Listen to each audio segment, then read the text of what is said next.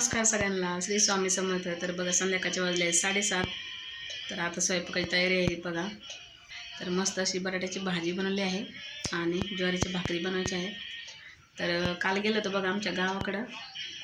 तर बघू शकताय मस्त असे पेरू आणलेले आहेत बघा गावाकडून.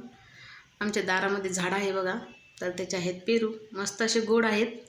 इथे बनवले आहे मस्त अशी बटाट्याची भाजी हिरव्या मिरचीची बघा. तर आज आहे बघा मंगळवार, तर उद्या आहे बघा 1 तारीख. तर मुलांची शाळा उघडणार आहे बघा उद्या. ना आताच्या सुट्ट्या होत्या, 25 तारखेला लागल्या होत्या बघा सुट्ट्या आणि 1 तारखेपर्यंत सुट्ट्या होत्या. तर आता सुट्ट्या संपलेल्या आहे, तर उद्या फायनली शाळा चालू होणार आहे.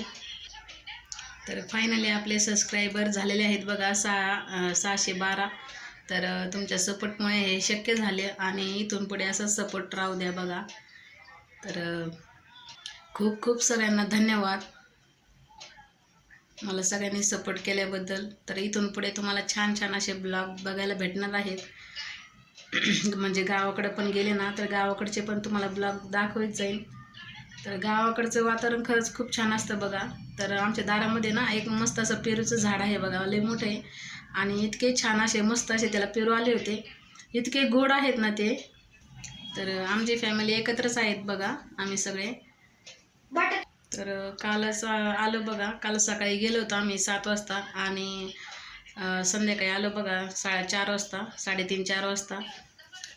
तर इतकं गार लागत होतं तुम्हाला काय सांगू. सकाळी सकाळी इतकी थंडी वाजत होती ना, खूप थंडी वाजत होती. गावाकडे इतकं गार वातावरण आहे आणि आमच्या घरापाशी कसं नदी पण आहे ना, त्याच्यामुळे खूप गार लागतं.